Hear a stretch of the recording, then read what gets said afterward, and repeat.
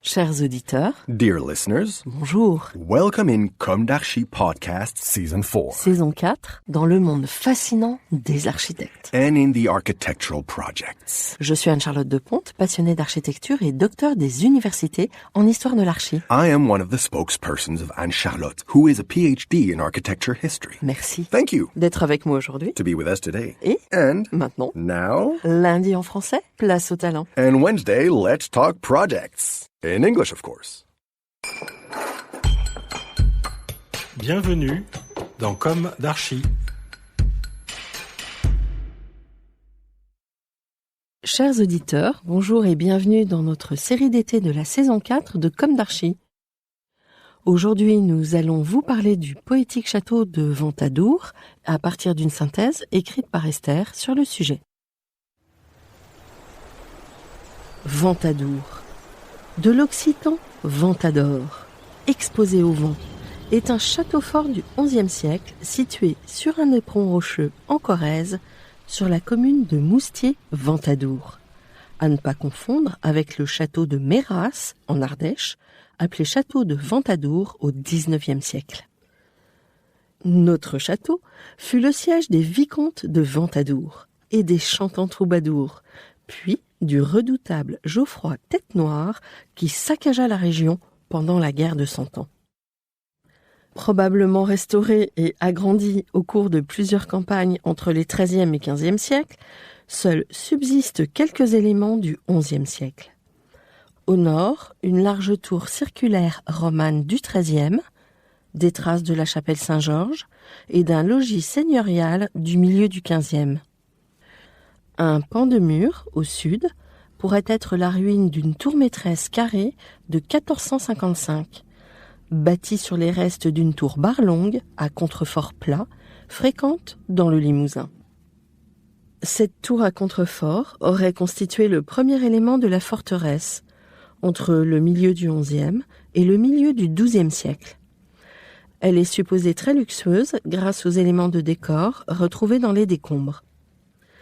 Bâti sur un éperon de confluence, le château de Ventadour dominait de 200 mètres les gorges de la Soudeyette et de la Vigne, et de 572 mètres le niveau de la mer. Il est protégé par une enceinte de 170 mètres de long, sur une largeur maximale de 30 mètres.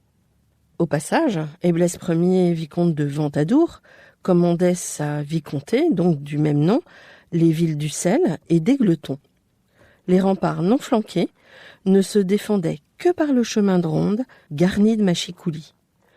L'accès se faisait par un ouvrage singulier, appelé souricière. C'était un long passage voûté, construit en diagonale de la cour rectangulaire et qui contrôlait cette cour justement par des ouvertures de tir. Bien que ceint de murailles avec machicoulis, le château fut pris par trahison lors de la guerre de Cent Ans. En 1379, il devient donc le repère de Geoffroy Tête-Noire et de ses brigands. Quand ils ne sont pas à la solde des Anglais, ils rançonnent et pillent la région pour leur propre compte à l'abri des remparts de Ventadour. En 1388, des troupes commandées par le duc de Berry encerclent le château et blessent Geoffroy d'un carreau d'arbalète. Il meurt rongé par la gangrène. Le château est finalement repris par les Français après 2 ans de siège. 200 ans plus tard, en 1599, les guerres de religion ravagent le Limousin. Ventadour, citadelle des gouverneurs, résiste. À la Révolution, le château est pillé puis vendu à un maréchal Ferrand. Le château fut en grande partie démoli sous la Restauration. Mais l'arrachage des pierres de construction avait commencé dès 1800. En 1829, Madame d'Ambert de la Mazière achète les ruines romantiques pour y organiser des après-midi champêtres. Il ne restait que des vestiges quand des fouilles archéologiques commencèrent en 1965. Si la situation stratégique de Ventadour pouvait laisser penser à une occupation plus ancienne, les recherches semblent prouver le contraire. Je cite un rapport de 2005 par Bernard Poustomis, Sylvie Campec, Laurent D'Agostino et Christian Rémy. La forme naturelle de l'éperon, une étroite arête rocheuse, était peu propice à l'installation d'une fortification d'ampleur. Et seuls des travaux de remblaiement considérables ont permis l'aménagement de constructions et surtout de terrasses probablement mises en culture. Seule, l'extrémité sud-est de l'éperon semble avoir accueilli un bâtiment dont les dispositifs architecturaux ne sont pas antérieurs au XVIe siècle. En revanche, les sondages et le suivi des travaux de terrassement dans le secteur de la cour carrée et de la poterne sud-est de la cour centrale ont permis de mettre en évidence le caractère très ostentatoire de la fortification tardive médiévale de cette zone. Fin de citation. Si les fouilles n'ont pas encore révélé la tombe du fameux brigand Geoffroy Tête-Noire, elles ont mis à jour les fondations du logis seigneurial. Ainsi, on sait que la grande salle mesurait 11 mètres de long sur plus de 7 mètres de large. Le plan indique aussi d'autres salles et 2 tourelles d'escalier. En plus, de belles sculptures, dont une clé de voûte du XVe siècle aux armes des Ventadour. Les éléments retrouvés témoignent d'une grande richesse dans la décoration de ces pièces. La tour circulaire romane abritait une très haute salle voûtée, portant le nom poétique de cul de basse-fosse. On nommait ainsi les cachots souterrains.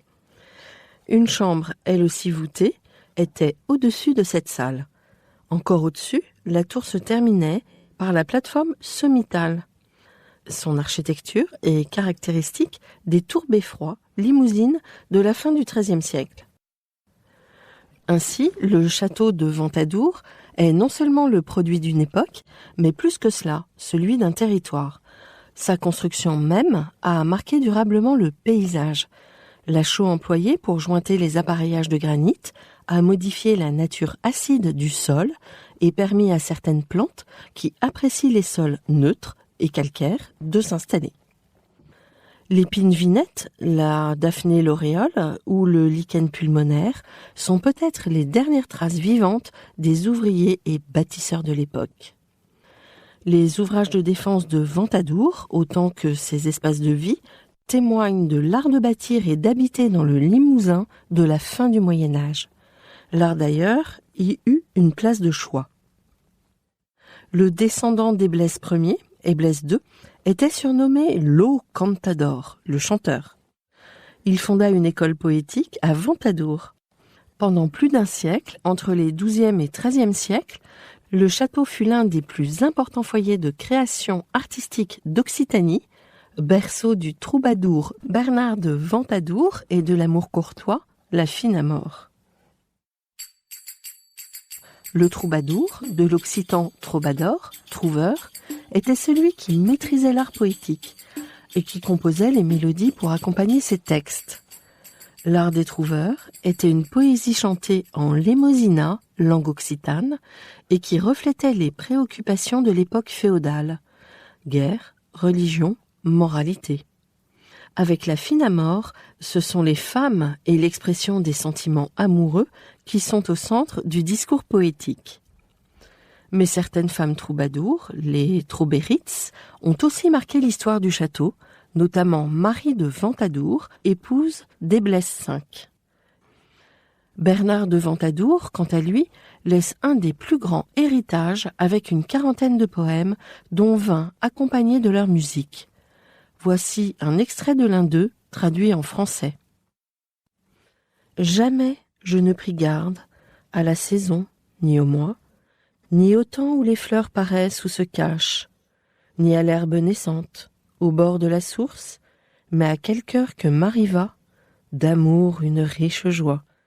Ce me fut un si beau commencement, que je crois dominer ce temps. Chers auditeurs, merci pour votre écoute. Retrouvons-nous la semaine prochaine pour un nouvel épisode d'été de Comme d'Archi, un voyage architectural inédit au cœur d'un château fantasque et fantastique, où régnèrent le raffinement, l'orientalisme et la vogue éclectique du Second Empire. D'ici là, prenez soin de vous. Au revoir.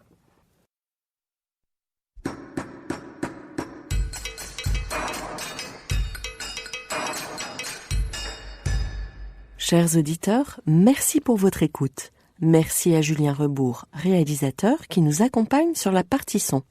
N'oubliez pas de retrouver nos sujets en avant-première sur Instagram à l'adresse @commedarchipodcast.